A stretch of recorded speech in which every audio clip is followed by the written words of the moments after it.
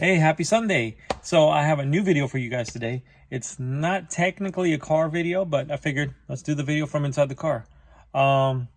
We do have something new for the car coming, but I don't want to talk about that yet. We'll talk about it this week coming up. If the part gets here, we'll talk about it then. I don't want to give it away. But let's look at this real quick. So this is the OEM steering wheel that came with the car. It's the button kind that a lot of people don't like. I'll tell you what I don't like about the buttons. What I don't like about the buttons is you press in to shift up and you press behind it to shift down. But it can be confusing. Like if you got the wheel turned and you're driving, you can accidentally press one of these. And I've done it a couple times. Fortunately, I haven't done anything bad. And I was going slow enough, but I've done it. I've accidentally pressed these the wrong way. So that's why I didn't like these. That's why I like the paddles. But we sold the paddle steering wheel for a reason. This is the OEM steering wheel. And actually, it doesn't look bad. It looks pretty good. It does look pretty good. It doesn't show up on camera, but this color is darker than this. And it actually matches the car really well.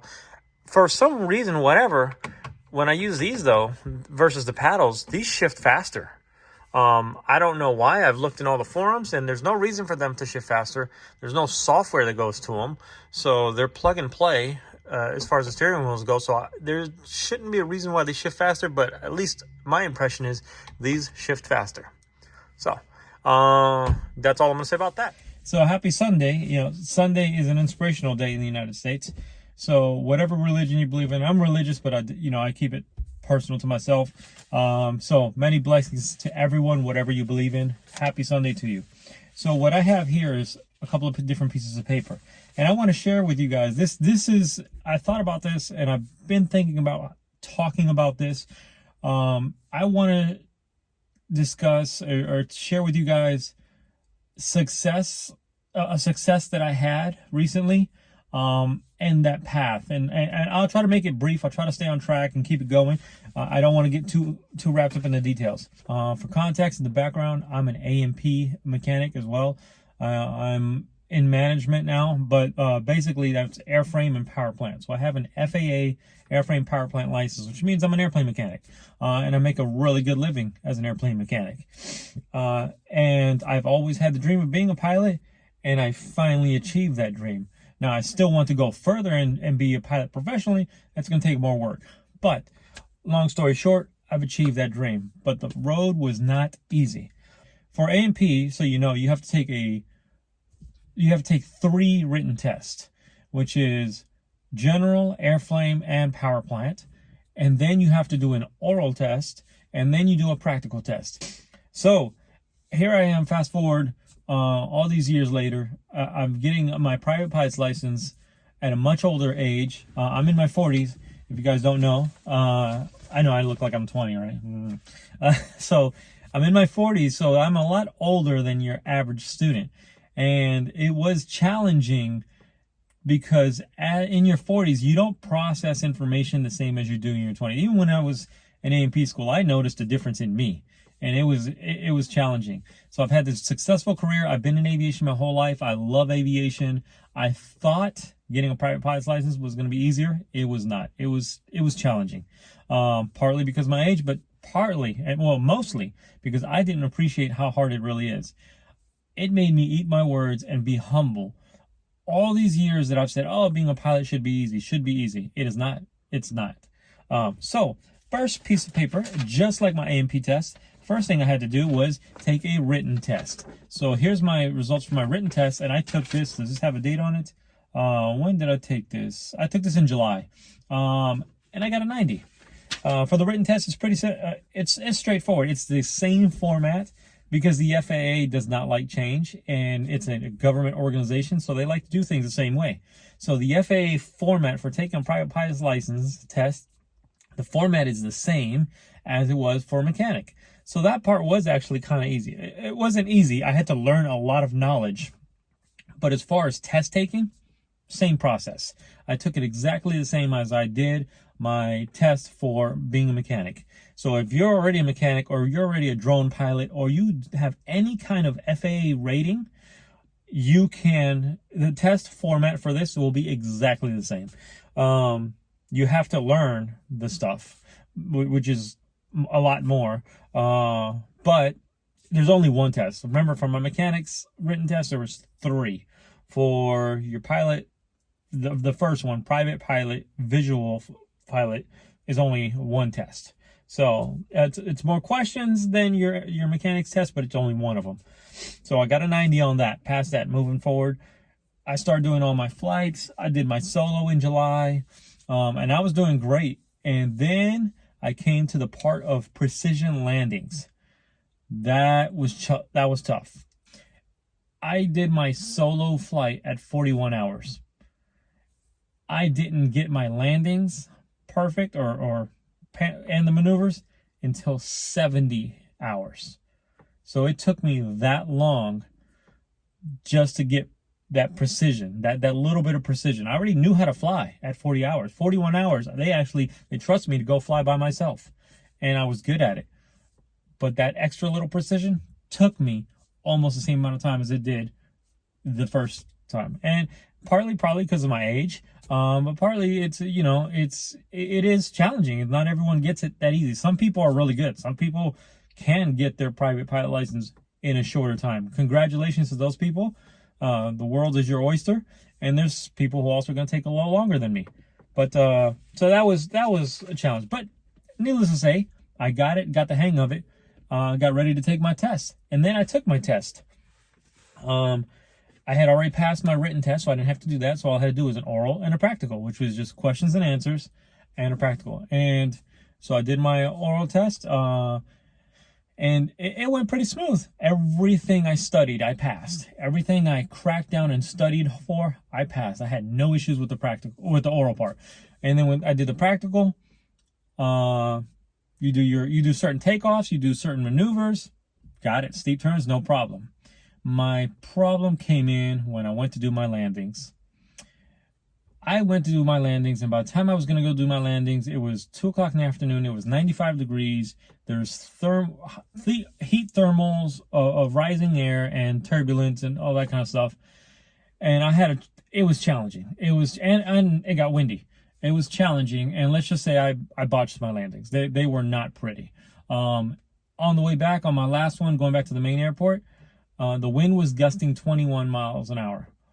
And I was asked, did I want to do that last final type of landing or just do a normal landing? I said, no, I'll try it. And also botched that one.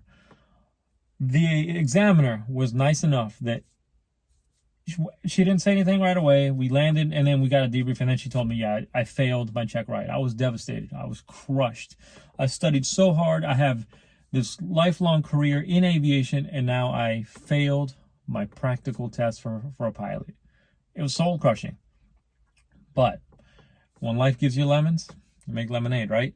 So after I was done kicking myself and beating myself up, I got back up and said, hey, how can I fix this? How can I fix this? Well, this is what she gave me. This is a letter of disapproval. Just holding this in my hand hurts.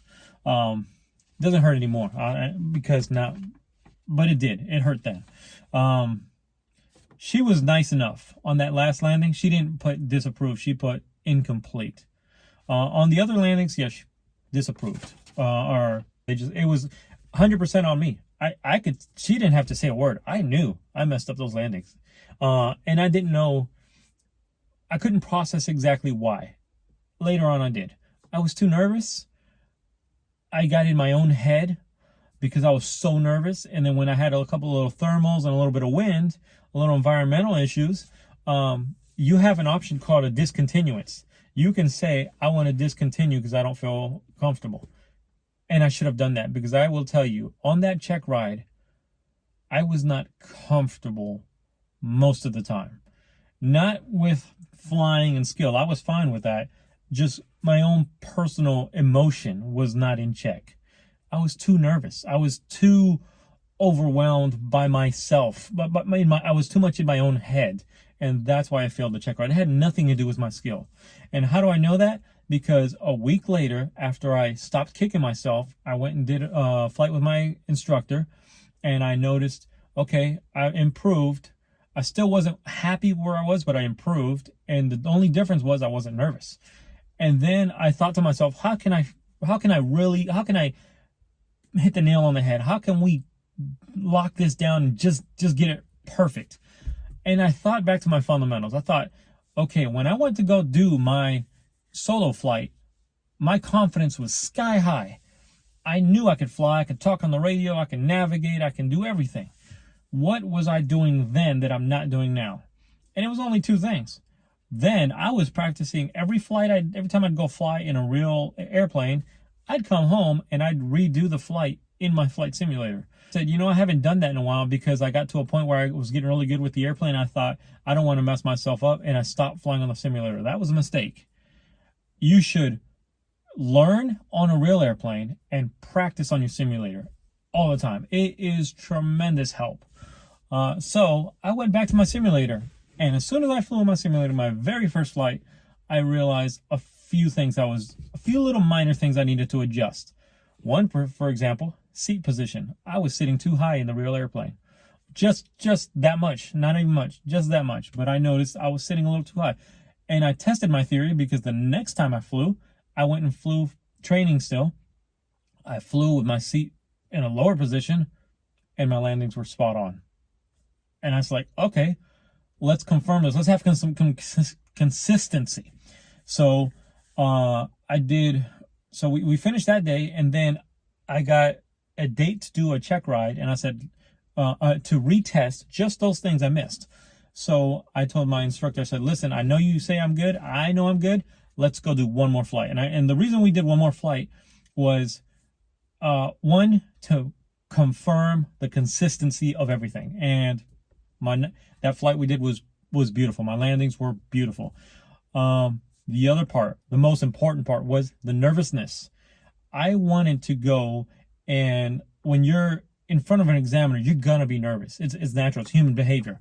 So I wanted to make sure if I'm gonna stumble, let me stumble the day before, and I did it the day before with my own instructor. So going through the checklist, do you miss something? Do you forget to change the radio quick enough? And it's not that you intentionally miss things. It's that you're supposed to have a flow. Everything has a flow, and a rhythm. And if everything has a rhythm and a beat, everything is smooth, But when you mess up one thing in that rhythm, it throws everything off. So I went with my instructor, and I stumbled on one or two things, but I was glad I did, because that got that nervousness out of me. Because the very next day, I went and did my check ride, and I did the practical part. And the only thing I had to do, I didn't have to do everything, because I already passed the oral part, and I already passed I passed all the maneuvers. So I only had to do the things that were marked incomplete on here. And I nailed it. And I flew smoothly. And even though there was a little turbulence, you couldn't tell, because I had so much better control of the airplane. And there was nothing to do with my skill. It had to do with this and my confidence. My confidence was, I had recouped and recovered my confidence. My confidence was high, and I was calm, and I was not nervous. And I didn't make any mistakes, and I made very good decisions. That's another part of why maybe I failed that first part of that check ride, was because the nervousness prevented me from having the confidence. So all that being said, I passed my retest, and I got my private pilot's license. I'll put a screenshot up here without all my personal info. I'll put it right there. So I'm happy that I have my pilot's license. But the moral of this entire story is I have failed. I have failed hundreds and thousands of times in my life at many different things. And I have achieved success, but I've only achieved that success because I had a failure and I learned from it. Because people have helped me, because I was humble enough to swallow my pride, check my ego, and ask for help. If I can help you with anything, please reach out, and I will be willing to help you. The reason I have my YouTube channel is to help other people. It's not for fame. It's not to be a celebrity. I could care less. I do it because it's fun. I like doing things, and I love to share my knowledge. And I want to share anything I can with you guys. And if you guys need some help, I'm here to help. But don't be too proud to ask for help. Don't kick yourself when you make a mistake. We're human. It's the human condition. We are an embodiment of imperfection. You're a human being. We make mistakes, we make faults, we fall on our face. You got to pick yourself up and you got to move forward. You're never ever going to achieve success if you let the failures consume you. You're going to fail. Sometimes you're going to get devastating news. That shouldn't stop you, because if you keep pushing forward, you keep moving forward, you do what you got to do, eventually you will be licensed, you'll be successful. And it can be in anything, not just aviation related or car stuff, anything. You're going to fall down, you're going to get hurt. Pick yourself back up, get help. Especially these young people. I know when I was young, because I'm not a spring chicken anymore. When I was younger, I didn't want to ask for help ever. I wanted to do it all myself. You need help. You need help to achieve your goals in your life. You cannot do it by yourself. So that's my inspiration and talk for Sunday. Sorry if I kept you too long. We'll go back to car content the next video.